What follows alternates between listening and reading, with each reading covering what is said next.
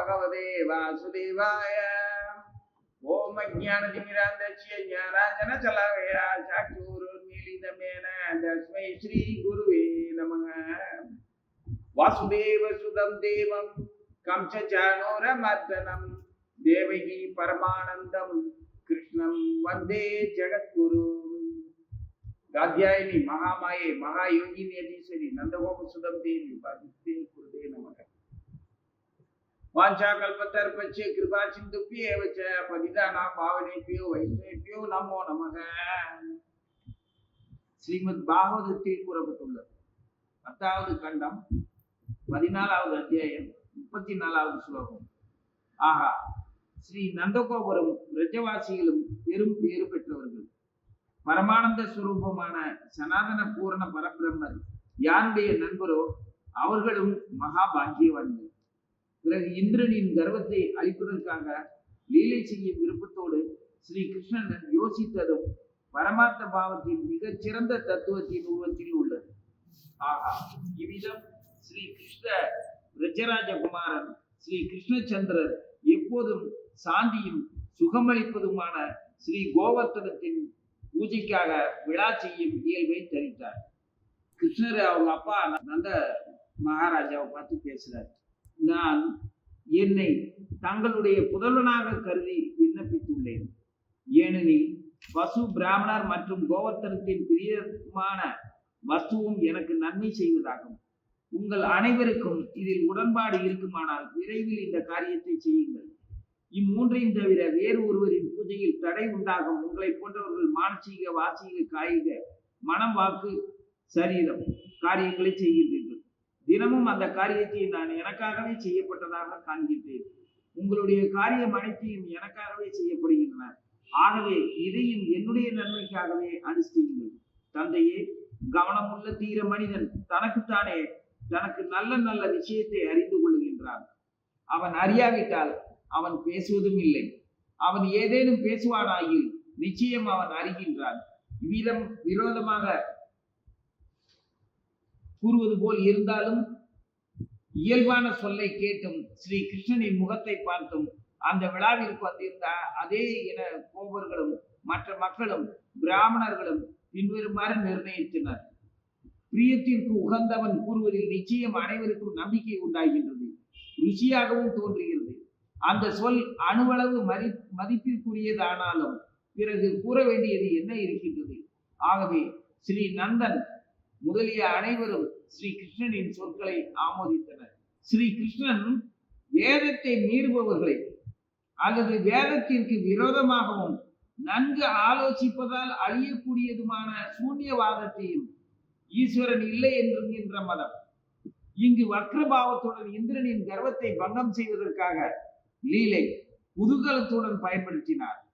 யஜ்யம் முதலிய கர்ம அனுஷ்டானத்தின் விரோத பாவத்தில் அவ்வாறு கூறவில்லை என்றாலும் ஸ்ரீ கிருஷ்ணனிடம் மிகவும் விசித்திரமான நட்பு பாவத்தின் காரணமாக வேதத்தில் நம்பிக்கையுள்ள எல்லா புருஷார்த்தங்களையும் சிரோன்மணியும் பிரேம சுரூபமான பிரஜராஜர் முதலிய பிரஜவாசிகளுக்கும் இந்த வாதத்தை பிரயோகிப்பது தகுதியானது. ஸ்ரீ கிருஷ்ணன் வேத பிரமாணத்தாலும் யூகம் முதலிய சான்றுகளாலும் பிரத்யட்சமான பிரமாணத்தை பலமுடையதாக நிரூபித்து இந்த இந்திர யாகத்தை மறுத்தார்.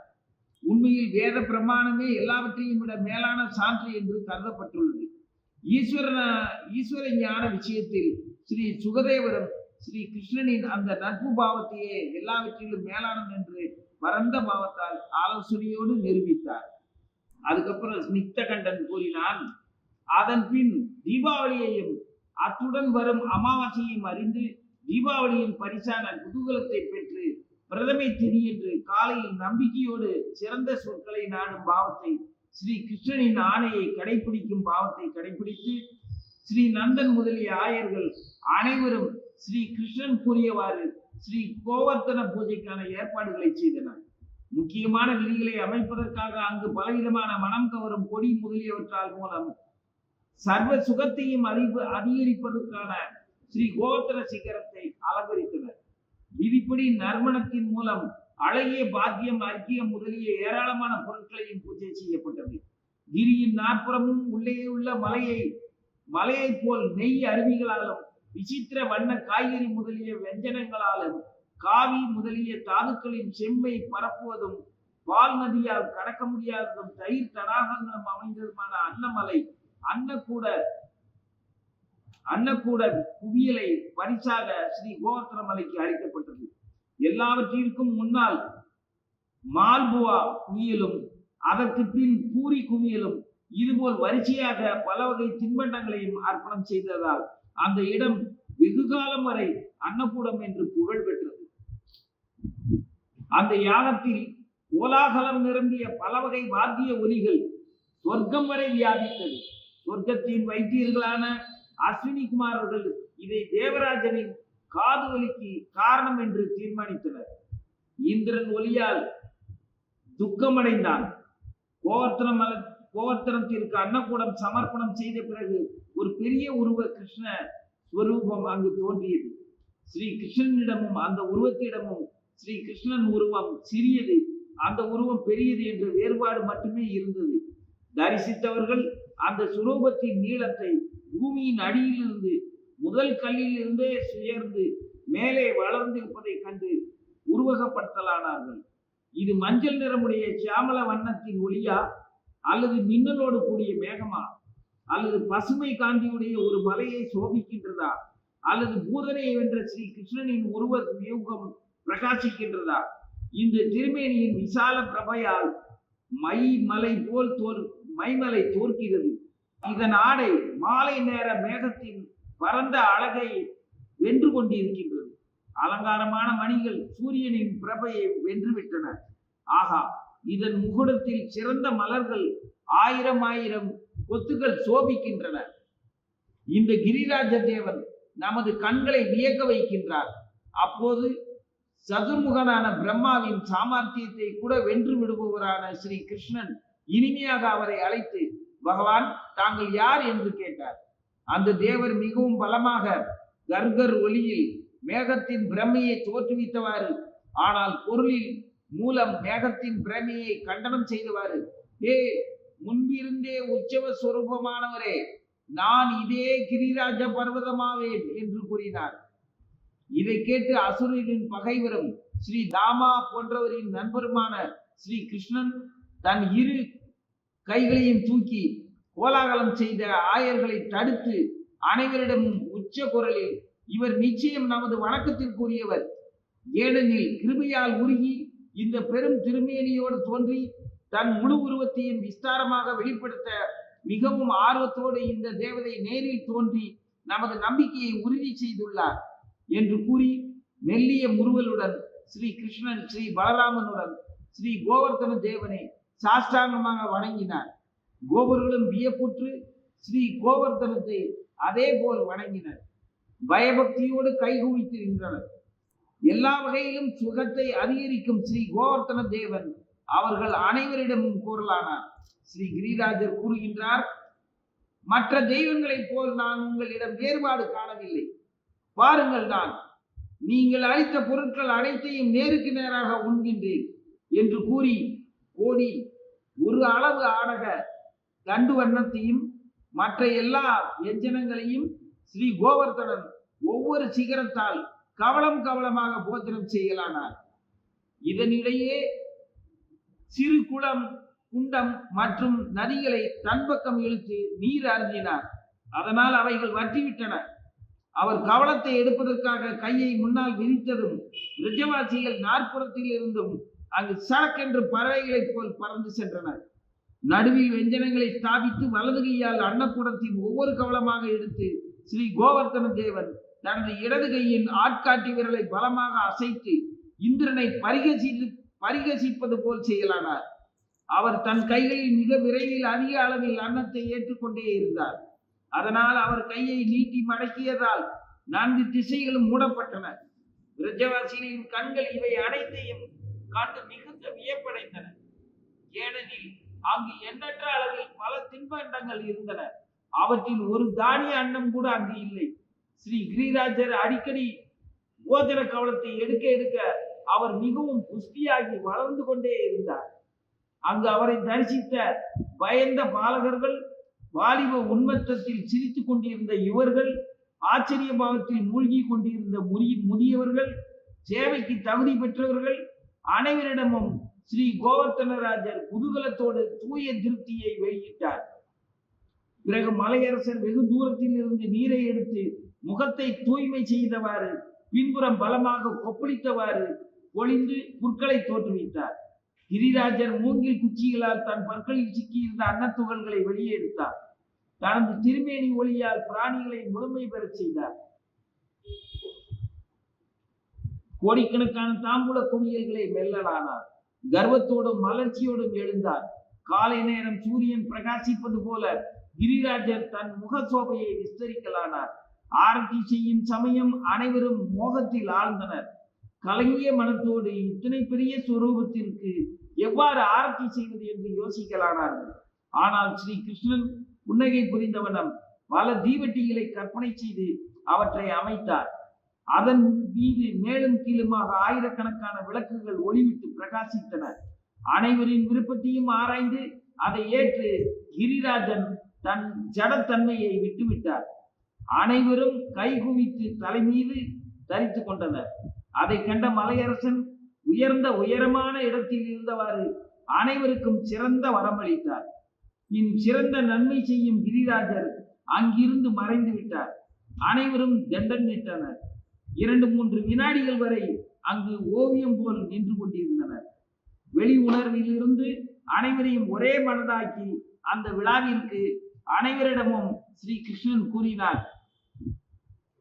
ஸ்ரீ கிரிராஜர் அருள் செய்து பெரிய திருமேனி தாங்கிய அனைவரின் முன்னாலும் உணவுப் பொருள் அனைத்தையும் உண்டதை நீங்கள் அனைவரும் கண்டீர்கள்.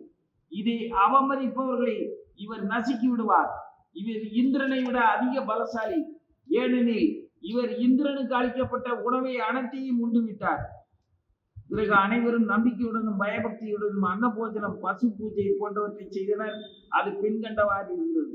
பசுக்களும் ஆயர்களும் ஒருவருக்கொருவர் பிரியமானவர்கள் ஆனார்கள். அதிலும் ஸ்ரீ விரஜராஜரின் விரஜ பசுக்களும் ஆயர்களும் பிரியமானவர்கள் ஆனார்கள். இந்த ஆயர்களிடம் ஸ்ரீ நந்தராஜர் தானே பசு பிரேமிக்கு ஓமையானவரானார். அதிலும் அவரது புதல்வரான ஸ்ரீ கிருஷ்ணன் ஓமை அற்றவர்.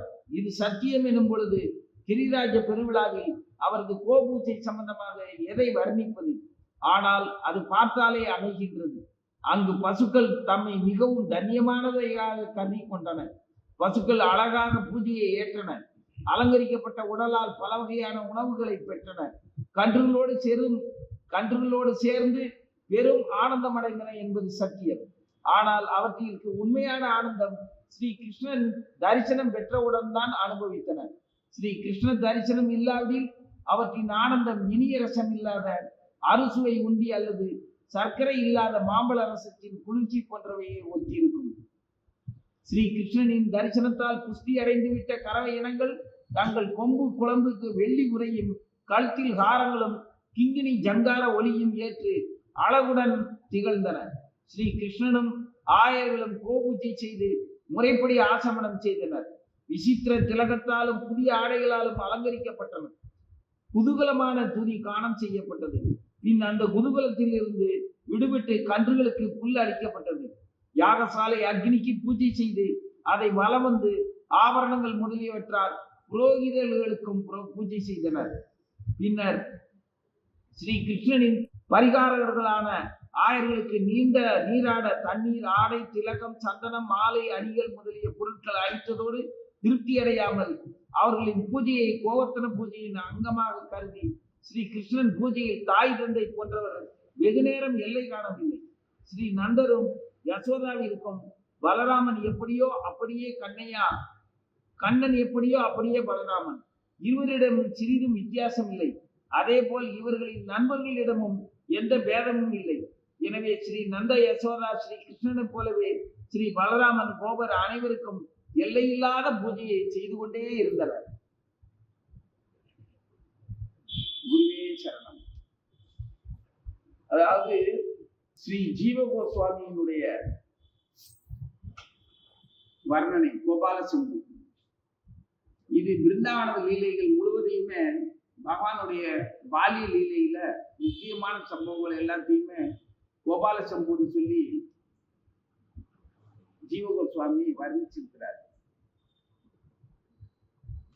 தாமோதர லீலையில இது ரொம்ப மைய கருத்தா முக்கியமா வச்சு. தாமோதரர் அப்படிங்கிற அந்த கிருஷ்ணர் அம்மா கிட்ட அவர் விளையாண்ட அந்த ரசபாவம், அம்மாவால தான் கட்டுப்படணுங்கிற அவருடைய லீலை, அவர் கட்டுப்பட்ட உடனே அத உரலை இழுத்துக்கிட்டு போய், அவர் எந்த உரல்ல கட்டப்பட்டிருந்தாரோ அந்த உரலோட சேர்த்து இழுத்துக்கிட்டு போய் தன்னோட வீட்டு முற்றத்துல 100 ஆண்டு காலமா தப வாழ்க்கைய பிருந்தாவன வாசிகளோட, கோகுல வாசிகளோட தப வாழ்க்கையை வாழ்ந்துட்டு இருந்த அந்த மருத மரத்தை மரமாக இருந்த அந்த நலகுவர் மணிக்கிரீவன் அவங்க 2 பேரையும் விடுதலை அடைய வச்சு, அதுக்கப்புறம் அந்த லீலைக்கும்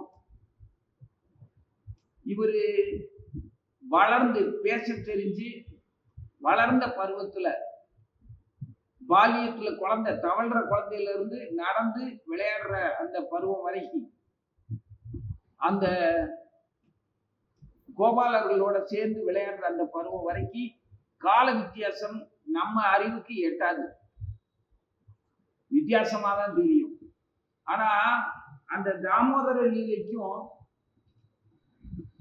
இந்த கோவர்த்தன பூஜைக்கும் அவ்வளவு சம்பந்தம் உண்டு. கோவர்த்தன பூஜைய அவர் வேணும்னே தான் நடத்துறாரு. யாருக்கு? இந்திரனுக்கு கர்வபங்கம் அப்படின்னு நம்மளால முடிஞ்சது. ஏன்னா நமக்கு கர்வம், அகங்காரம், இந்த மகிழ்ச்சியான அதாவது சுகபோகமான விஷயம், இந்த இதுதான் நமக்கு அறிமுகமான விஷயம். இதுல கர்வம் அது இந்திரனுக்கு எப்படி வந்தது அப்படிங்கிறது நமக்கு சௌக்கியமா இருக்கும்போது கர்வம் வரும்னு நமக்கு தெரியும். சௌக்கியமா இருந்தா கர்வப்படுற மாதிரி நமக்கு நினைப்பு. மகிழ்ச்சியா இருந்தோம்னா பொதுவா நம்மளோட அனுபவ அறிவுல நாம அனுபவிக்கிற எல்லா சுகமும் கர்வத்திலையும் நானுங்கிற அகங்காரம் அல்லது எனக்கு மட்டும் சோதனை சோகம் அப்படின்னு ஒரு தாழ்ந்த நிலையில இருக்கிறதுனால மகாமந்திரத்தை தொடர்ந்து சொல்றது,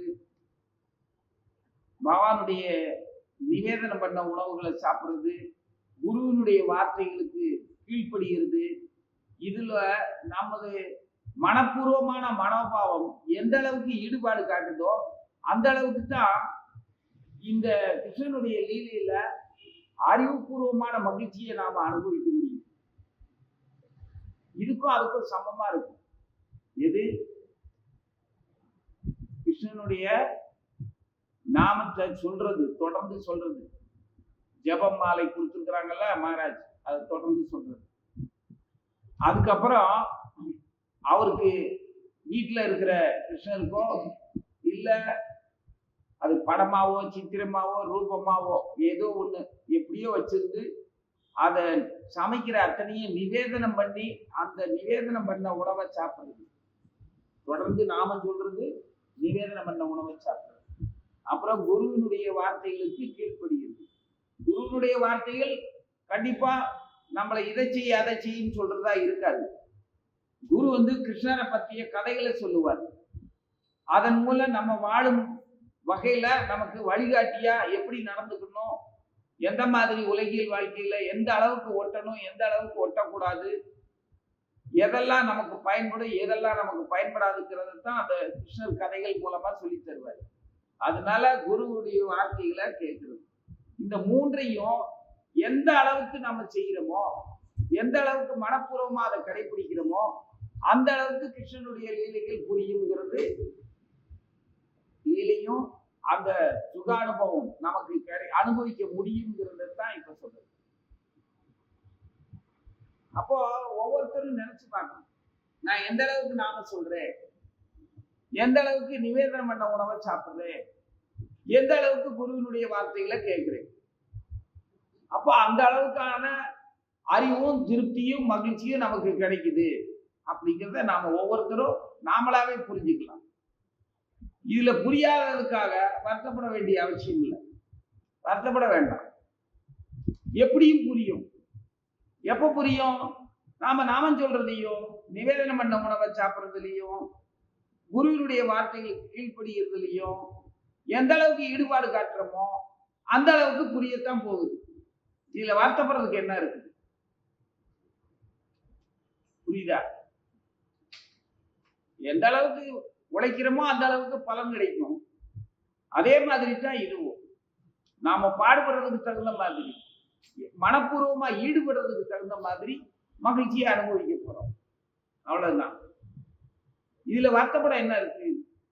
அப்படி இன்னும் கொஞ்சம் கிருஷ்ணனுடைய லீலையெல்லாம் நல்லா புரிஞ்சுக்கணும்னு விரும்பினோம்னா இதை கூட்டணும். நிவேதனம் அல்லாத உணவுகளை திரும்பி கூட பார்க்க கூடாது. நாம சொல்றத எந்த வித காரணம் கொண்டும் கைவிடக்கூடாது. குருவினுடைய வார்த்தைகளுக்கு கீழ்ப்படியாம வியாக்கியானம் எதிர்த்து பேசுறதோ, அவர் சொல்லுவார் என்னால இப்படி கடைபிடிக்க முடியும் அப்படின்னு சோம்பலா தமோகுணத்துல யோசிக்க கூடாது. இப்படி இருந்தோம்னா, இதை அதிகப்படுத்தணும்னா, இதுல முன்னேறினோம்னா லீலைகள் புரியும். அது செயற்கையாலாம் வியாக்கியானப்படுத்துறதுக்கு நம்ம விளக்கம் சொல்ல முடியாது. ஒரு குறிப்பிட்ட காலங்கள் நமக்கு விவரம் தெரிஞ்ச சின்ன வயசு அதுல இருந்து இப்ப வாழ்ந்துட்டு இருக்கிற வயது வரைக்கும், வயதுன்னா வருடங்கள், வருடங்கள்னா நாட்களையும் நிமிடங்களையும் கொண்டது மொத்த தொகுப்பு தான் வருடங்கள்.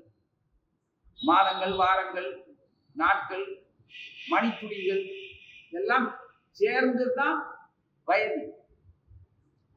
இந்த வயது ஒன்றும் காலம் நம்மளை ஒண்ணுமே செய்யாம நம்ம கடந்து வரல, காலம் கடந்து போகல. நாம காலங்களை கடந்து வந்திருக்கிறோம், இந்த காலத்துக்கு வந்திருக்கிறோம். நம்மளை விட்டு காலம் கடந்து போகல. மாத்தி யோசிக்க கூடாது. காலத்தை நாம அனுபவிச்சு வந்திருக்கிறோம் இந்த இடத்துல. அப்போ அது நினைச்சு பார்க்கும்போது அவங்க வயசுக்கு நீண்ட காலம் மாதிரி தெரியுதா என்ன? அப்படி எதுவுமே இல்லை. உங்க காலம் எவ்வளவு நீண்ட காலமா இருக்கு. இந்த குழந்தையா இருந்தா உட்கார்ந்து இருக்கிறா, அதே மாதிரி பருவத்துல நீங்க இருந்திருப்பீங்க. இப்ப இந்த பருவத்துல இருக்கிறீங்க. இந்த நீங்க கடந்து வந்த அந்த காலத்தை நினைச்சு பார்க்கும்போது ரொம்ப காலம் ஆன மாதிரி இருக்குதா என்ன? எவ்வளவு சுலபமா இருக்கு. இதே மாதிரி தான் இதெல்லாம் அனுபவிச்சு யோசிச்சு பார்த்தோம்னா புரிஞ்சிடும். பாலியலிலே அவருக்கு குரல்ல கட்டிப்பட்ட அந்த தாமோதர கிருஷ்ணனுக்கும் கோவர்த்தன பூஜைக்கும் ஒன்றுக்குள்ள ஒன்று சம்பந்தம். கோவர்த்தன பூஜை பருவமும் தாமோதர லீலை பருவமும் ஒண்ணுதான். ஆனா வயது வித்தியாசம். தாமோதர லீலை அதே பருவ காலத்துலதான் நடந்தது. இது நமக்கு புரியுற மாதிரி எடுத்துக்கிறதா இருந்ததுன்னா, உங்களுடைய பிறந்த நாள் வருஷம் வருது இல்ல, ஆனா முந்தின பிறந்த நாளுக்கும் அதுக்கப்புறம் பல அடுத்த பிறந்த நாளுக்கும் இடையில வித்தியாசம் எவ்வளவு இருந்தாலும் அந்த நபரா இருக்கிற நீ, உன்னுடைய குணம், நம்மளுடைய குணம், நமது பழக்கவழக்கம், நமது விருப்பம் எல்லாமே அப்படியே தானே இருக்கு. அதே மாதிரி தான். அப்போ இங்க அவரு விடுதலை தந்த தாமோதரருக்கும் அகங்காரத்துல, ஆணவத்துல, நமக்கு தெரிஞ்ச அகங்காரம்னு சொல்றோம், ஆணவம் கர்வம் அப்படின்னு நம்ம சொல்றோம். ஆனா உண்மையில அது அகங்காரமோ ஆணவமோ கர்வமோ இல்ல. அவன் சுகபோகத்துல திளைச்சிட்டு இருக்கிறான். நலகுவன் மணிகிரீவன் அவங்களுக்கு நாரதருடைய சாபம் ஆசீர்வாதமா வழங்கப்படுது. அவங்க மரமா காத்துட்டு இருக்கிறாங்க. கிருஷ்ணர் வந்து மரத்துல இருந்து விடுதலை தர்றாரு. இது கர்வ பங்கமா, ஆணவத்தை அழிக்கிறாரா, விடுதலை தராரா? இது எந்த வகையான உணர்ச்சி? இது எந்த வகையான உணர்ச்சின்னு எடுத்துக்கிட்டா, விடுதலை அளிக்கிறாருன்னு சொன்னா அப்போ அவன் கர்வமா இருந்து மரமானதுக்கான காரணத்தை நம்ம யோசிக்கணும். ஏன் மரமானா அப்படின்னு நம்ம யோசிப்போம். ஏன்னா நம்ம ஜடபுத்தி அப்படிதான் யோசிப்போம். மரமானது ஒரு மகத்துவமான வாழ்க்கை அப்படிங்கிறது நம்மளால உணர முடியல. அவன் குபேரனுடைய பிள்ளைங்களான அவங்க செல்வந்தர்கள் மரமாக ஆயிட்டாங்களே அப்படின்னு தான் நமக்கு தோணும். ஏன்னா நமக்கு தெரிஞ்ச அபகீர்த்தி இந்த லட்சணமா தான் இருக்கும். ஆனா மரமாகி சுகபோகமா வாழ்றாங்க அப்படின்னு நம்மளால நினைக்க முடியல. ஏன்னா மரத்துக்கு ஆபத்துகள் நிறைய இருக்கிறது மட்டும்தான் நமக்கு அறிமுகம். இப்ப மரத்துக்கெல்லாம் ஆபத்து தானே. மனுஷனா இருக்கிற நமக்கே பல ஆபத்துகள் இருக்கு. பாவம் மரம் என்னென்ன போக்கிரிகள் என்னென்னலாம் பண்றாங்க மரத்தை. ஆனா அன்னைக்கு அந்த நலகுகளும் மணிக்கிரிகளும் மரமா இருக்கும்போது அத்தனை பேருமே ரொம்ப நேசிச்சாங்க அந்த மரங்களை. அதனுடைய பூஜையிலையும் அதை பூஜிக்கிறதும் அதனுடைய நிழலை அனுபவிக்கிறதும் எல்லாமே தெய்வீகமா அனுபவிச்சாங்க. பொதுவா எனக்கு தெரியவே முந்தின காலங்கள்ல நம்ம மரம் செடி கொடி எல்லாத்தையுமே ஆனந்தமா அனுபவிச்ச காலம் தான் இருக்கு. இப்பதான் மரத்துக்கு எந்த மரியாதையும் இல்லை. எல்லாம் வச்சிருக்கிறோம், வீட்டு வாசல்ல மரங்களை வச்சிருக்கிறோம். வெட்டி வெட்டி ஏன்னா மின்சார கம்பிகள் மேல போகுதுன்னு சொல்லி அதை அப்பப்போ எந்த அளவுக்கு இம்சப்படுத்த முடியுமோ அந்த அளவுக்கு இம்சப்படுத்திட்டு அதனுடைய நிழலையும் சேர்த்து தான் அனுபவிக்கிறோம். துன்புறுத்துறோம், ஆனா அனுபவிக்கிறோம். எதை பற்றிய உணர்ச்சிகளும் கிடையாது. நமக்கு மரத்தை வெட்டுறதுல ஏதாவது ஒரு வருத்தமோ உணர்ச்சி ஏதாவது இருக்கா என்ன? எதுவுமே கிடையாது. அதே மாதிரி அதை அனுபவிக்கிற அந்த நிழலை அனுபவிக்கிறதுல ஏதாவது உணர்ச்சி சுகபோகமா அதாவது ஆனந்தமா உணர முடியுதா என்ன? அதுவும் உணர முடியல. மொத்தத்துல குற்றங்களும் தெரியல, சொர்க்கமும் தெரியல, நரகமும் தெரியாத ஒரு ஜென்மமா இப்ப வாழ்ந்துட்டு இருக்கோம். நரக வாழ்க்கையும் தெரியல, சொர்க்க வாழ்க்கையும் தெரியல, நிழலும் தெரியல, வெயிலும் தெரியல, மழையும் தெரியல. எல்லாமே அவஸ்தையா தான் இருக்கு. எல்லாத்துலயுமே அவஸ்தையான வாழ்க்கை தான். மழையா இருந்தாலும் சரி, வெயிலா இருந்தாலும் சரி. அந்த மாதிரி இருக்கிற நமக்கு இந்த கோவர்த்தன பூஜையினுடைய மகத்துவம் புரிஞ்சதுன்னா, நமக்கு பகவான் கிருஷ்ணனுடைய பூரண அனுகிரகம் இருக்குதுன்னா. அப்படி இல்லைன்னா கோவர்த்தன பூஜையினுடைய அர்த்தம் புரியாது. இவரு இங்க எப்படி நலகுவனுக்கும் மணிகிரிவனுக்கும் விடுதலை தந்தாரோ, விடுதலைன்னு சொல்ல முடியாது, அருள் புரிந்தார் அப்படின்னா அந்த அருள் அவன் மரமா இருக்கும் போதும் அவனுக்கு நாரதரால கிடைக்கப்பட்ட அருள் தான். அதை பகவான் மாற்றல. அதே மரியாதையோட தான் அவங்க இருக்கிறாங்க. அவங்களும் வணக்கத்துக்குரியவங்களா தான் இருக்கிறாங்க. அடுத்து இந்திரனை சுகபோகத்துக்கு அதிபதியானவன், எல்லா சுகபோகங்களையும் அனுபவிக்க உரிமைப்பட்டவனாக அவன் நினைச்சுக்கிட்டான். அவன் அனுபவிக்கிற அந்த சுகத்தை எல்லாத்தையுமே வழங்குறாங்க ஆயர்கள். கிருஷ்ணனுடைய பெற்றோர்களாகவும் கிருஷ்ணனுடைய நண்பர்களாகவும் இருக்கிறவங்க அந்த சுகபோகங்களை இந்திரனுக்கு வழங்குறாங்க. இவங்களால அதை அனுபவிக்க முடியல. இவங்களுக்கு அதை அனுபவிக்கணுங்கிற எண்ணமும் வரல. அது அவங்களுக்கு தெரியல. கிருஷ்ணனுடைய விருப்பம் என்ன? இந்திரன் அனுபவிக்கிற அதே போகங்களை, அதே சுகபோகங்களை, அதே பூஜையை, அதே மரியாதையை என் பெற்றோர்களும் என் நண்பர்களும் அனுபவிக்க வேணும்னு கிருஷ்ணனுடைய விருப்பம்.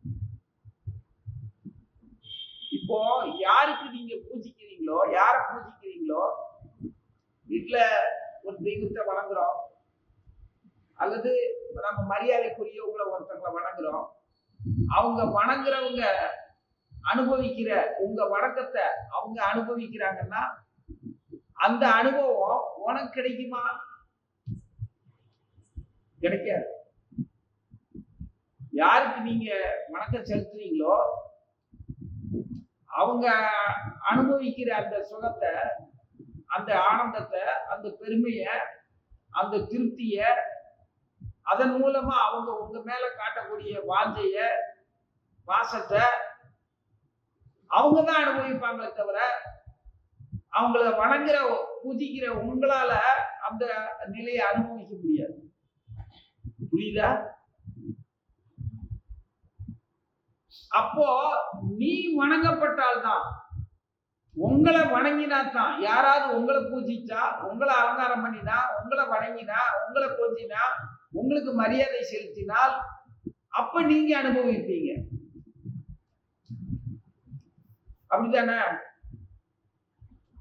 எப்ப உங்களை யாரு அப்படி கொண்டாடுவாங்க?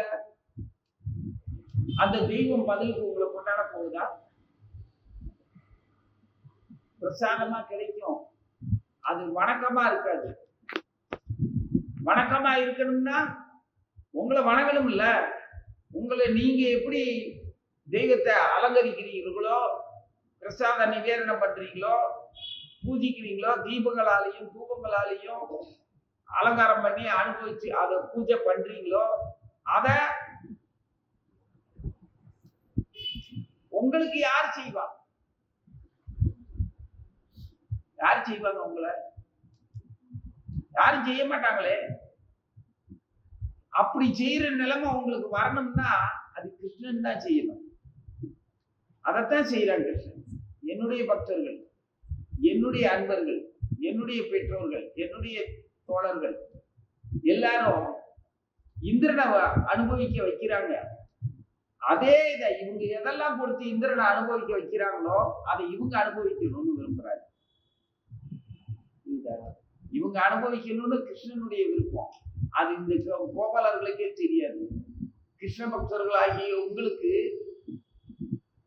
கிருஷ்ணனால் பூஜிக்கப்படுற ஒரு நிலைமை வரும்னு கனவுலையும் கூட நினைக்க முடியாது உங்களால. புரியுதா? பூர்ணமான கிருஷ்ண பக்தர்களை ஆனீங்கன்னா, பூர்ணமான கிருஷ்ண பக்தர்களை ஆயாச்சுன்னா, அப்படி நிலைமை இருக்கும்போது கிருஷ்ணனால் வணக்கத்துக்குரியவர்கள் ஆகுங்க. கிருஷ்ணன் அப்படி வணங்குவானா? இதுல நமக்கு பரஸ்பரம் அன்பு பாராட்டுறதுல யாருக்கு கர்வமாகும், யாருக்கு அகங்காரம் வரும்? கிருஷ்ண பக்தர்களுக்கு வருமா? கிருஷ்ணனால கொண்டாடப்படுற உங்களுக்கு அகங்காரமோ ஆணவமோ வருமா? வந்தா நம்ம கிருஷ்ண பக்தர்களா இருப்போமா? கிருஷ்ண பக்தர்களா இருக்கிற நம்மள கிருஷ்ணன் கொண்டாடுவாரா? நினைச்சு பார்க்க முடியுதா? அதான் கோபாஷ்டகம், அஷ்டமி. கோபாலர்களை கிருஷ்ணன் அப்படி கொண்டாடுறான். கிருஷ்ணனால கொண்டாடப்படுற நான் அந்த மாதிரியான ஒரு நிலை எனக்கு வந்தா, இந்த உலகமோ, இந்த உலகத்துல இருக்கக்கூடிய செல்வமோ, அதனால் நான் அடையக்கூடிய பயனும் போகமோ இன்பமோ எனக்கு எந்த மூளைக்கு தூசி, எவ்வளவு கேவலமான அற்பமான விஷயமாயிரும். கிருஷ்ணனால கொண்டாடப்படுற ஒரு நிலைமையில நான் இருந்தேன்னா எனக்கு இந்த உலகியல் இன்பமும் துன்பமும் ஏதாவது ஒரு பொருட்டா மதிக்க முடியுமா? எவ்வளவு அல்பமான விஷயம். அப்படித்தானே? அப்போ கிருஷ்ணனால கொண்டாடப்படுற நிலைமையை இவங்க உணரவே இல்லை. ஆனா கிருஷ்ணர் கொண்டாட வைக்கிறார். கோவர்த்தன மலையாவே ஆகிறார். அங்க இவங்க இந்திரனுக்குன்னு கொடுத்த அத்தனை பொருட்களையும், பூரி பிடிக்குமா உனக்கு? பூரிக்கு என்ன வேணும்? கிழங்கா, சட்னியா, சாம்பாரா? பூரிக்கு என்ன சாப்பிடுவ நீ? பூரி கிழங்கா? கிழங்கு போடு. ஒரு வீட்டுல உன்ன மாதிரி சின்ன பையனா இருக்கும்போது ஒருத்தங்க பூரி சுட்டு வச்சிருந்தாங்க. அவங்க வீட்டுக்கு பொங்கல் வருதுன்னு சொல்லி வெள்ளை அடிக்கிறதுக்கு, சுண்ணாம்பு சுவர்ல வெள்ளை அடிக்கிறதுக்காக அந்த வீட்டுல உதவிக்கு என்னை அழைச்சிட்டு போயிருந்தாங்க. நான் 7வது படிக்கிற 7, 8 படிக்கிற பருவம், 8வது படிக்கிறோம். உதவிக்கு போன என்னைய ஒத்தையில விட்டுட்டு அவர் ஆபீஸுக்கு போயிட்டாரு. யாரோ கூப்பிட்டாங்க அவசரமான்னு சொல்லிட்டு வேலைக்கு போயிட்டாரு. நான் அவர் வர்ற வரைக்கும் சும்மா ஏன் இருக்கணும்னு சொல்லி என்னால முடிஞ்ச பொருட்களை எல்லாம் ஓரம் கட்டிட்டு அந்த சுண்ணாம்பு எடுத்து சோறலை எல்லாம் பூசுறதுல ஒரு இன்ட்ரெஸ்ட். எப்படி சுவாரஸ்யம்னா, இந்த எழுதுறது, படம் வரைகிறது அப்படிங்கிற மாதிரியான ஒரு சொந்த விருப்பத்தின் பேர்ல முக்கால்வாசி வேலையை முடிச்சுட்டேன். அவர் வர்ற வரைக்கும் சிந்தாம செதறாம அந்த சுண்ணாம்பு கீழே எங்கேயும் விழுகாம ரொம்ப பக்குவமா குறிப்பிட்ட இடங்கள்ல எல்லாம் முன்னால எல்லாம் முடிச்சுட்டேன். இன்னும் வெளியிலையும் சமையல் அறையும் கடினமான வேலை. எப்பவுமே சமையல் அறையில கொஞ்சம் கடுமையா இருக்கும். அது சுத்தம் பண்ண தெரியல எனக்கு. இந்த இதை பார்த்தோம்னா அவருக்கு ரொம்ப மகிழ்ச்சி. 2 பேரும் அவசரமா மற்ற வேலைகளையும் அவர் 2 ஆளை கூட்டிட்டு வந்திருந்தாரு. எல்லாம் முடிச்சாச்சு. நீ போய் குளிச்சுட்டு வந்துரு அப்படின்னு சொல்லி அனுப்பி வச்சுட்டாரு. அவரும் ஒரு பாத்ரூம் ஒரு குளியல் அறைக்குள்ள போய் குளிச்சுட்டு ரெடி ஆகிட்டாரு. எனக்கு முன்னாலே அவர் வந்து பூரி சுட்டு வச்சு பால்ல சர்க்கரை எல்லாம் கலந்து அதுக்குள்ள பூரியை உள்ள போட்டு ஊற வச்சிருக்கிறார். அவருக்கு அப்படித்தான் பிடிக்கும் சாப்பிட. அந்த மாதிரி வச்சிருக்கிறார். வச்சவர் திரும்பவும் அவர் வேலையாட்கள் கூப்பிட்டதுல போயிட்டாரு. நான் குளிச்சுட்டு வெளியில வந்த உடனே பார்த்துட்டு எனக்காக தான் வச்சிருக்கிறாரு நினைச்சு எடுத்து நல்லா சாப்பிட்டேன். பூரி பால் சர்க்கரை அது வரைக்கும் பூரி கலந்துதான் சாப்பிட்டு பழக்கம். நமக்கு வீட்டுல அப்படித்தான் செஞ்சு கொடுப்பாங்க. இந்த மாதிரி பதார்த்தம் அதிசயமா இருந்தது. அழகான பூரி சின்ன சின்னதா நல்ல சௌரியமா சாப்பிடுறதுக்கு. சர்க்கரையிலையும் பால்லையும் ஊற வச்சது எப்படி இருக்கும், அருமையா இருந்தது. ஃபுல்லா சாப்பிட்டாச்சு. சாப்பிட்டு முடிச்சுட்டு பத்திரமா கழுவி வச்சுட்டு கிளம்பி போயிட்டேன். வேலை முடிஞ்சது. அவர் வர்றாப்புல இல்ல. பூட்டி சாவியை ஒரு இடத்துல வைக்கிற மாதிரி வச்சுட்டு, அதாவது அவருக்கானதை நம்ம சாப்பிட்டோங்கிற எண்ணம்லாம் எனக்கு இல்லை. எனக்காக வச்சிருக்கிறாரு, அதை சாப்பிட்டுட்டோம். அவர் விருப்பப்படி முடிச்சுட்டோம் வேலையா அப்படின்னு சொல்லிட்டு வீட்டுக்கு போயாச்சு. போனதுக்கு அப்புறம் அவர் வந்து பார்த்துட்டு அவருக்காக மட்டும்தான் அவர் செஞ்சிருக்கிறாரு. என்னை அவர் நினைக்கவே இல்லை. அவர் வீட்டுக்கு போய் சாப்பிட்டுக்குவான்னு நினைச்சுக்கிட்டு இருந்திருக்கிறாரு. அவருக்கு மட்டும்தான் செஞ்சிருக்கிறாரு. அது எனக்கு தெரியாது. நான் நினைச்சேன் எனக்காக அவர் செஞ்சிருக்கிறாருன்னு நான் நினைச்சுக்கிட்டேன். அந்த கோணத்துல வேலை முடிஞ்சது. சாப்பிட்டு திருப்தியா எந்த ஒரு கல்விசம் மனசுல நம்ம என்னமோ பண்ணிட்டு வந்துட்டோமா கேட்பாங்களா, அது எதுவுமே தெரியாம இருக்கு. அவர் வேகமா வந்து அவங்க அம்மா கிட்ட அவருடைய மனைவி கிட்ட வீட்டுல எல்லாம் சொல்றாரு, இந்த மாதிரி மதி வந்தான், எல்லா வேலையும் ஒழுங்கா தான் செஞ்சான், போகும்போது நான் எனக்கு செஞ்சு வச்சிருந்தது எல்லாத்தையும் சாப்பிட்டுட்டு போயிட்டான், வேலை செஞ்சதெல்லாம் பெருசா தெரியல அவருக்கு, சாப்பிட்டுட்டு போயிட்டாங்கிறத பெருசா சொல்லி குழம்பி இருக்காரு. நான் ஒண்ணுமே சாப்பிடல, அவன் இப்படி செய்வான்னு நான் எதிர்பார்க்கவே இல்லை அப்படின்னு குழப்பி இருக்காரு. அவங்க சத்தம் போட்டிருக்காங்க, அவனை எதையாவது சாப்பிட சொன்னியா, காசு கொடுத்தியா, ஒண்ணுமே செய்யாம இருந்துட்டு அவன் அங்க வச்சிருக்கிறேன்னா உனக்காக நீ செஞ்சு வச்சிருக்கன்னு அவனுக்கு தெரியுமா? அவன் சரி அவனுக்கு தான் இருக்குதுன்னு நினைச்சு அவன் சாப்பிட்டுட்டு வந்திருப்பான், வந்தா கேட்பான். இதெல்லாம் சொல்லி வீணா ஒன்னே நீ கேவலப்படுத்திக்காத அப்படின்னு சொல்லி அவங்க சத்தம் போட்டிருக்காங்க. இது எனக்கு அப்புறமா தெரிஞ்சது. தெரிஞ்சதுக்கு அப்புறம் அவர்கிட்ட எப்போ பார்த்தாலும் சரி, இப்போ எவ்வளவோ காலம் ஆயிடுச்சு, 50 வருஷம் கடந்தாச்சு, இப்பவும் அவரை பார்த்தீங்கன்னா உங்க பூரிய நான் தின்னுட்டேன்னு இன்னும் கோபம் இருக்குல்ல உங்களுக்கு அப்படின்னு, சும்மாறா நீ அதவே சொல்லி ஏன்டா கேவலப்படுத்துற அப்படின்னு இப்போ சொல்லி சிரிப்பாரு. அவர் பெரிய அதிகாரியாகி, அதாவது கருவூலத்துல மிகப்பெரிய அதிகாரியாகி ஓய்வு பெற்று இப்போ ஊட்டியில நாங்க சகல வசதிகளோட வெறும் மாளிகையில பேர பேத்திகளோட சௌக்கியமா ஆள்கிறாரு. அவரு நம்ம சுந்தரராஜ பெருமாள் காட்டழகர் அவருடைய பக்தர், ரொம்ப பிரியமானவர் அழகர் மேல. ஆக நாம கொண்டாடப்படுற நிலைமை எப்போ வரும்னா, கிருஷ்ணனால நம்ம கொண்டாடப்படுற நிலைமை வரணும்னா அது கிருஷ்ணனை விரும்பணும். வேற எந்த தெய்வத்துக்கிட்டையும் இந்த மாதிரியான ஒரு பரிவு இருக்காது. எத்தனையோ தெய்வங்கள், எல்லா தெய்வமும் கிருஷ்ணனுடைய நிர்வாகத்துல உள்ள அமைப்புல உள்ள அம்சங்கள் தான்.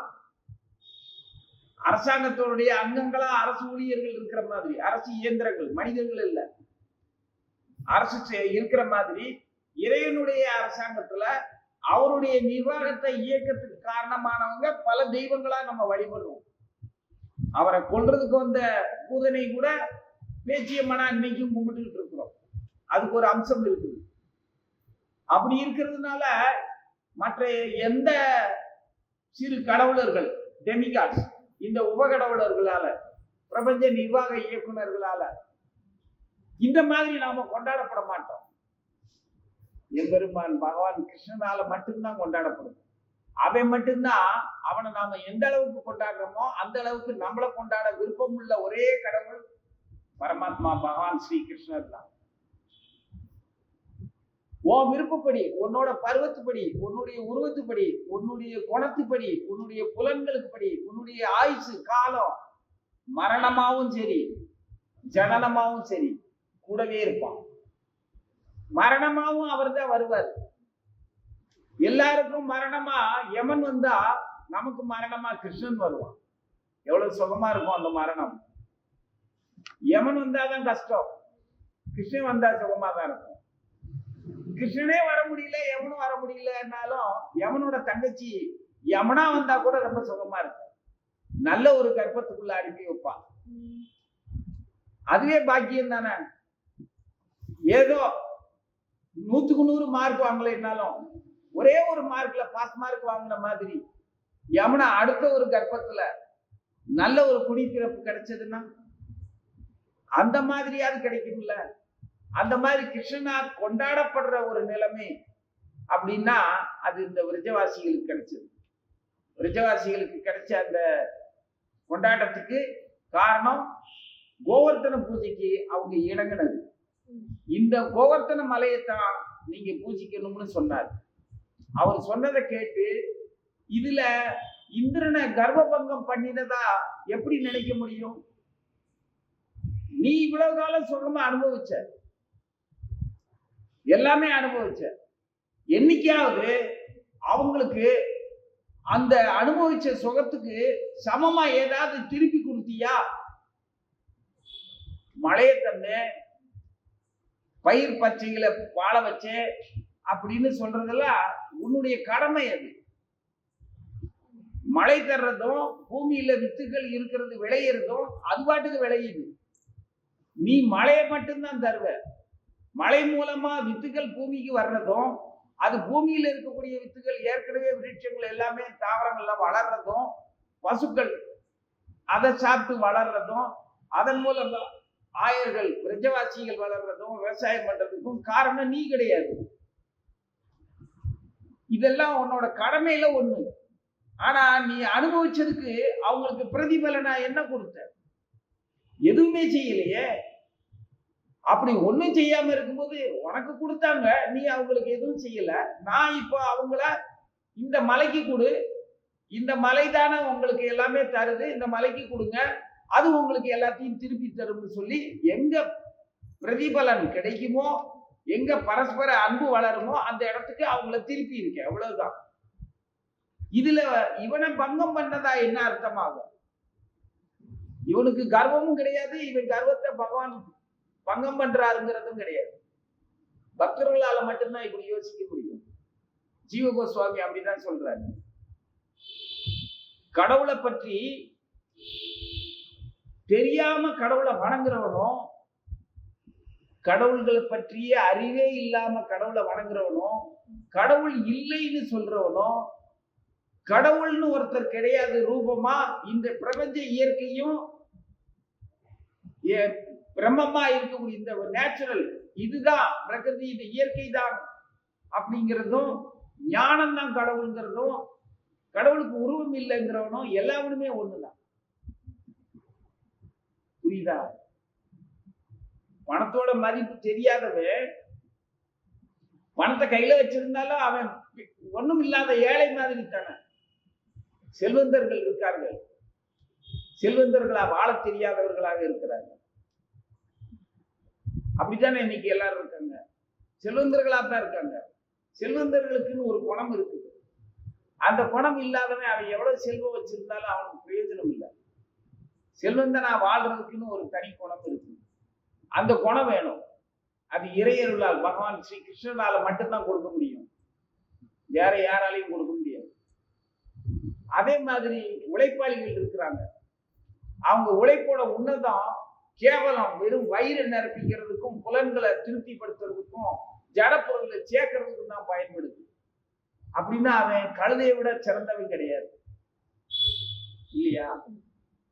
கிருஷ்ணனால கொண்டாடப்படுற நிலைமைக்கு அவனால் திரும்பி கூட பார்க்க முடியாது. வரவே முடியாது. பகவானை தெரியாதவனால பகவான் கிட்ட வரவே முடியாது. வந்து வந்து கும்பிடுறோம். இந்த பாடுபடுற மாதிரி தான். எத்தனை புறாக்களும் பறவைகளும் எல்லாமே கோபுரத்து உச்சியில இருக்கு. அதே மாதிரி அடுக்குமாடி கட்டடங்கள்ல பறவைகளை போலையும் மற்ற பொந்துக்குள்ள ஒளிஞ்சு வாழ்ற பூச்சிகளை போலையும் தானே அடுக்குமாடி கட்டடங்கள்ல வாழ்ந்துட்டு இருக்கிறோம். என்ன உயர்வை கண்டுட்டோம்? வாழ்க்கையில என்ன வித்தியாசத்தை கண்டுட்டோம்? அதே மூப்பு கிரி, அதே வறுமை, அதே வயோதிகம், அதே மரணம். ஆனா பூஜைகளுக்கும் பயனற்ற பூஜை, அதாவது அந்த பூஜையால் நாம பூஜிக்கப்படுற நிலைமைக்கு மாறவே மாட்டோம். வருஷம் பூரா பூஜைக்கு தான் இருக்கும். உங்களை யாரு கும்பிடுவா? அப்படியே கும்பிட்டாலுமே சொத்து சேர்த்து வச்சுட்டு செத்து போனேன்னா என் போட்டோவை வச்சு பொட்டு வச்சு பூ போட்டு கும்பிடுவாங்க. அதனால எனக்கு என்ன பிரயோஜனம்? எனக்கு ஒரு பிரயோஜனம் இல்லைல்ல. போட்டாவா இருந்து நான் அனுபவிக்க முடியுமா? அனுபவிக்க முடியாது. அப்புறம் எதுக்கு அது? அது வெட்டி வேலை. அதுவும் 4 காசு வேணுங்கிற வசதி வச்சிருந்து மற்றவங்களை, அதாவது அவனை நல்லா வாழ வச்சிருக்கிறதுனால அவங்க அவரை இவன் கொண்டாடுறான் அப்படின்னு மற்றவங்க அவனை நன்றியோட நினைக்கணுமா? அந்த ஒரு அற்ப காரணத்துக்கு தான் கொண்டாடுறானே தவிர உண்மையிலே செத்தவனை அவை கும்பிடல. செத்தவனை சாகப்பறை கும்பிடுறதுனால செத்தவனுக்கு என்ன லாபம்? ஒண்ணுமே இல்ல. இந்த மாதிரி எல்லாம் இல்லாம கோவர்த்தன மலையாவே இவர் மாறிடுறாரு. அதே சமயத்துல தான் தேவலோகத்திலையும் பிரச்சனை. பூலோகத்துல மட்டும் இல்ல. இந்திர இங்க திரும்பிட்டான், சந்திரனை இங்க பாக்குறான், பகவான் இங்க லீலை பண்றதை பார்த்துட்டு இருக்கிறாரு. இதே சமயத்துல தேவலோகத்துல ஊர் காலி ஆயிடுச்சுன்னா ஊர்ல அவ்வளவா பெரியவங்க யாரும் இல்ல, அதாவது வலிமையானவர்கள் யாரும் இல்ல, வயோதிகர்களும் பெண்களும் குழந்தைகளும் தான் இருக்காங்க அப்படின்னா அந்த ஊருக்கு கொள்ளையடிக்கிறது சுலபமா வருவாங்க. பிரிட்டிஷ்காரங்க நம்மளை ஆண்டுகிட்டு இருக்கிற காலத்துல இந்த ஊரை கொள்ளையடிக்கிறது, கல்வர்கள் கூட்டம் நிறைய இருந்தது, அடிக்கடி நடக்கும். நாம நினைக்கிறோம் இப்பதான் கல்வர்களும் துஷ்டர்களும் அதிகமாயிட்டாங்க, ஊர் விட்டு போச்சு, உலகம் விட்டு போச்சுன்னு நம்ம இப்ப நினைக்கிறோம். இப்பெல்லாம் அப்படியெல்லாம் கெடல. அப்ப கல்வர்கள்ங்கிறவங்க தனியா இருந்தாங்க. யாரும் தொடர்ந்து ரோட்ல இவ்வளவு சுதந்திரமா போயிட முடியாது. கேவலம் ஒரு குண்டுமணி தங்கத்துக்காக கொலையை பண்றவெல்லாம் இருந்தான். அதாவது வெளிநாட்டினர் மிலேச்சர்கள் நம்ம நாட்டை ஆண்டுகிட்டு இருக்கிற காலத்துல குண்டுமணி தங்கத்துக்காக குளத்துக்குள்ளேயே ஆத்துக்குள்ளேயே ஒத்தையில போகும்போது ஒரு கம்மலுக்கு மூக்குத்திக்காகவே கொன்றுவானுங்க.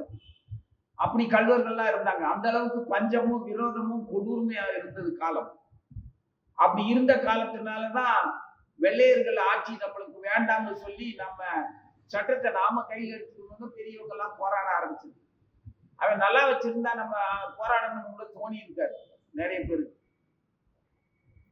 ஆனா அவங்க நிறைய செஞ்சதும் உண்டு, இப்பவும் நம்ம அனுபவிக்கிறோம். பிரிட்டிஷ்காரங்க கட்டின கட்டடங்கள்லாம் இப்பவும் பார்க்கத்தான் செய்யறோம், அனுபவிக்கிறோம். அது நமக்காக அவன் செய்யல, அவன் சௌரியத்துக்காக செஞ்சான். காடுகளையும் மலைகளையும் பெரிய பெரிய மாளிகைகளை கட்டி பாலங்களை கட்டினது, மருத்துவமனைகளை கட்டினது, எல்லாமே கட்டிடங்கள் எல்லாமே அவன் சௌரியத்துக்காக பண்ணது, அவன் அனுபவிக்கிறதுக்காக. இந்த ரயில் போக்குவரத்து எல்லாமே அவன் உண்டு பண்ணதுக்காக. ஆக நம்ம இந்த விளைச்சர்களுடைய ஆதிக்கத்துக்கு எப்படி நம்ம பாதிக்கப்பட்டோமோ அதே மாதிரி தேவலோகத்திலையும் எல்லாரும் இங்க பூமியை சுபிட்சமா கவனிச்சுக்கிட்டு இருந்த காலத்துல அங்க பாதிக்கப்பட்டாங்க. பகவானுடைய இன்னொரு அம்சம் கார்த்திகேயனா, பகவானுடைய உள்ளமா இருந்த அந்த அக்னி சுரூபமான ருத்ரமூர்த்தி பிரஜாபதி, அவருடைய 11 ருத்ரர்கள்ல ஒரு அகோரமான ருத்ரர் சிவபெருமானுடைய நெற்றிக்கண்ல இருந்து அவருடைய முக்கண்ல இருந்து தோன்றின ஒரு ஞான பொறி கார்த்திகேயனாக உருவெடுத்தது. அது எல்லா சக்திகளையும் உள்ளடக்கிய ஒரு ஆற்றலா இருந்தது. பகவானுடைய போர் குணத்தை கொண்டதா இருந்தது. பகவானுடைய கந்த மாதனமா இருந்தது. அதனாலதான் அவனுக்கு கந்தன் பேரு. கிருஷ்ணனுடைய மகரந்தம் அப்படின்னு பூவுல இருக்கிற மாதிரி கிருஷ்ணனுடைய கந்தம் கந்தனாக வடிவெடுத்து சிவபெருமான் நெற்றிக்கல்ல தேவ சேனாதிபதியாக தோன்றினார். அங்க அசுரர்கள் அடிச்சார். எல்லா திருவிழாவும் ஒன்னாவே வரும். தேவலோகத்துல அவரு கந்தனா இருந்து தேவசேனாதிபதியா இருந்து அசுரர்களை அழிக்கிறார். இங்கே கோவர்த்தன பூஜையை நடத்துறார். எல்லா திருவிழாவும் சரியாவே வரும். சூரசம்ஹாரமாக நடக்கும். இங்க மலையை தூக்கிக்கிட்டு நிக்கிறாரு. புரியுதா? அங்க தேவசேனாதிபதியா இருக்கிற அந்த கந்தனுக்கு மனம் முடிக்கிறாங்க. வெற்றி அசுரத்தனத்தை அழிச்சதுக்கு அப்புறம் அங்க முருகன் கொண்டாடப்படுகிறான். கந்த பெருமான் கொண்டாடப்படுகிறார் தேவலோகத்துல. எப்படி கொண்டாடப்படுகிறார்? இங்கே ஆயர்களுக்கு உணவு கொடுத்து இவங்களை கொண்டாடுற மாதிரி அங்க அவங்களும் கொண்டாடப்படுறாங்க. கல்யாண விருந்துன்னா சும்மா தானா? தேவர்களுக்கும் விருந்து, இங்கே ஆயர்களுக்கும் விருந்து. அங்கேயும் அசுர சக்தி அழிக்கப்பட்டது, இங்கேயும் ஆணவ சக்தி அழிக்கப்பட்டது. அதாவது அசுரர்களை போலதான் இறைவனை தெரியாம இறைவனை வணங்கி பலனை மட்டுமே எதிர்பார்க்கிறவனும், கடவுள் இல்லைங்கிறவனும், கடவுளுங்கிற விஷயம் மாயின்னு சொல்ற நாத்திகனும் அருவவாதியும் எல்லாருமே ஒண்ணுதான். அவனுங்கிட்ட இருந்து விடுபட்டு இந்த ஜட உலகம் வெறும் மலை கூட எல்லா உணவையும் எல்லா பிரசாதங்களையும் நீ கொடுக்குற பூஜையும் ஏத்துக்கிட்டு உனக்கு அது நிதியை கொடுத்து உன்னையும் கொண்டாடி அனுபவிக்க வைக்கும் அப்படிங்கிறத நேரடியா நிரூபிச்சு கட்டுறார். வடிவமைச்ச விக்கிரகம் மட்டும் இல்ல, மலையே அனுபவிக்குது. எல்லா பதார்த்தங்களையும் சாப்பிடுது. எல்லா பதார்த்தங்களையும் சாப்பிட்டுட்டு வேண்டியதை இவங்களுக்கும் திருப்பி கொடுக்குது. மகிழ்ச்சியா எல்லாரும் அதை சாப்பிடுறாங்க. கோவர்த்தன மலையை நம்ம சாப்பிட்டோம்ல, எப்படி அனுபவிச்சோம்? அது அன்னைக்கு நடந்த மாதிரி இன்னைக்கு அவரவர் சக்திக்கு தகுந்த மாதிரி.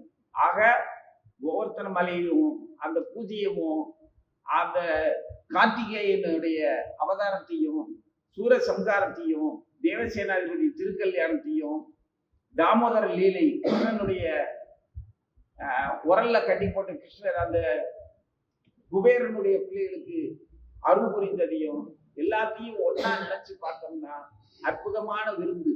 எதுக்கு? நம்ம அறிவுக்கு விருந்து. அது நம்ம உயிருக்கு அருமருந்து. ஆக இதை பற்றி இன்னும் யோசிக்கணும், இன்னும் ஆழமா இதனுடைய உள்ள அர்த்தங்கள்லாம் நிறைய தெரிஞ்சுக்கணும்னா நமக்கு ஒரு சில வினாடிகள் கூட தேவைப்படாது. பகவத்கீதையை பகவான் எப்படி அர்ஜுனனுக்கு சொல்லி முடிச்சாரோ அதே மாதிரி உடனடியா புரிஞ்சுக்க முடியும். அதை மீண்டும் அனுபவிச்சு புரிஞ்சுக்கணும். அப்படிங்கிறதுக்காக நல்லா நாம சொல்லணும். நிவேதனம் அல்லாத உணவை ஏறெடுத்து பார்க்க கூடாது. குருவினுடைய வார்த்தைகளை புறக்கணிக்க கூடாது. அதே சமயத்துல அதை சாதாரணமானதாகவும் நினைக்க கூடாது. ஓம் நமோ பகவதே வாசுதேவாய.